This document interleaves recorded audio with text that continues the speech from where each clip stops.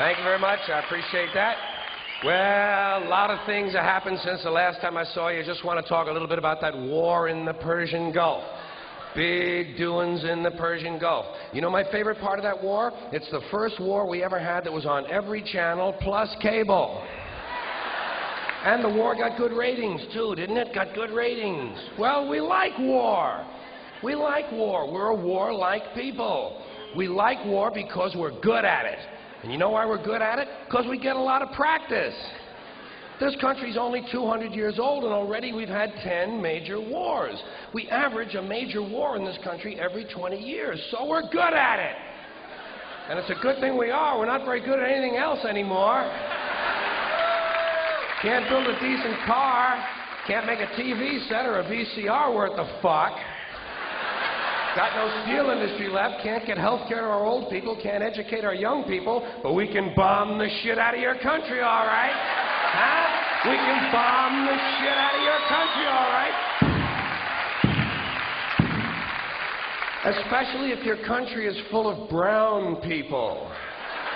Oh, we like that, don't we? That's our hobby. That's our new job in the world, bombing brown people. Iraq, Panama, Grenada, Libya, you got some brown people in your country, tell them to watch the fuck out, or we'll goddamn bomb them. But when's the last white people you can remember that we bombed? Can you remember the last white, can you remember any white people we've ever bombed? The Germans. The Germans are the only ones, and the only reason for that is because they were trying to cut in on our action. They wanted to dominate the world. Bullshit, that's our fucking job. That's our fucking job!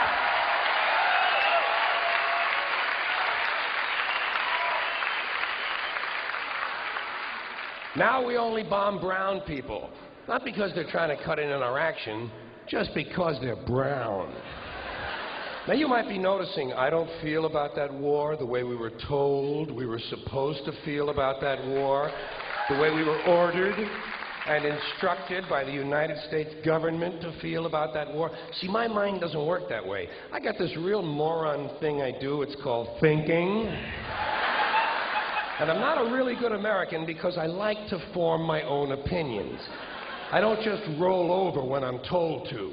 Sad to say, most Americans just roll over on command. Not me. Not me. I have certain rules I live by. My first rule, I don't believe anything the government tells me. Nothing. Zero.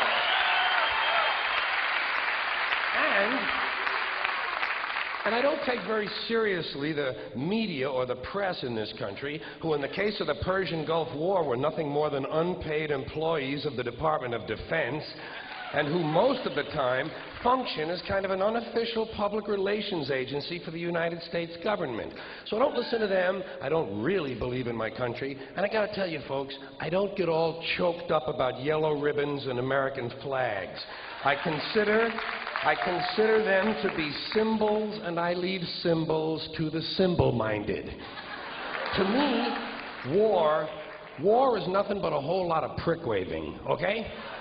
War is just a lot of men standing around in a field waving their pricks at one another. Simple thing, that's all it is. Men are insecure about the size of their dicks, and so they have to go to war over it. That's what all that asshole jock bullshit is all about. That's what all that adolescent macho male posturing and strutting in bars and locker rooms is all about. It's called dick fear. Men are terrified that their pricks are inadequate, and so they have to compete to feel better. And because war is the ultimate competition, basically men are killing one another in order to improve their self-esteem. You don't have to be a history major or a political scientist to see the bigger dick foreign policy theory. It sounds like this. What? They have bigger dicks? Bomb them! And of course, the bombs and the rockets and the bullets are all shaped like dicks. It's a subconscious need to project the penis into other people's affairs. It's called fucking with people. So,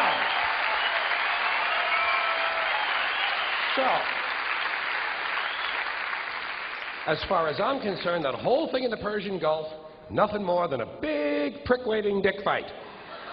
In this particular case, Saddam Hussein had challenged and questioned the size of George Bush's dick. And George Bush has been called a wimp for so long. Wimp rhymes with limp. George has been called a wimp for so long that he has to act out his manhood fantasies by sending other people's children to die. Even the name Bush is related to the genitals without being the genitals. A bush is a sort of passive secondary sex characteristic. Now, if this man's name had been George Boner, well, he might have felt a little better about himself and we wouldn't have had any trouble over there in the first place. This whole country has a manhood problem. Big manhood problem in the USA. You can tell from the language we use. Language always gives you away. What did we do wrong in Vietnam? We pulled out. Not a very manly thing to do, is it? When you're fucking people, you gotta stay in there and fuck them good, fuck them all the way, fuck them till the end, fuck them to death, fuck them to death. Stay in there and keep fucking them until they're all dead. We left a few women and children alive in Vietnam, and we haven't felt good about ourselves since. That's why George Bush had to say in the Persian Gulf, "This will not be another Vietnam." He actually used these words, "This time we're going all the way." Imagine an American president using the sexual slang of a 13-year-old to describe his foreign policy. If you want to know what happened in the Persian Gulf, just remember the names of the two men who were running that war, Dick Cheney and Colin Powell. Somebody got fucked in the ass.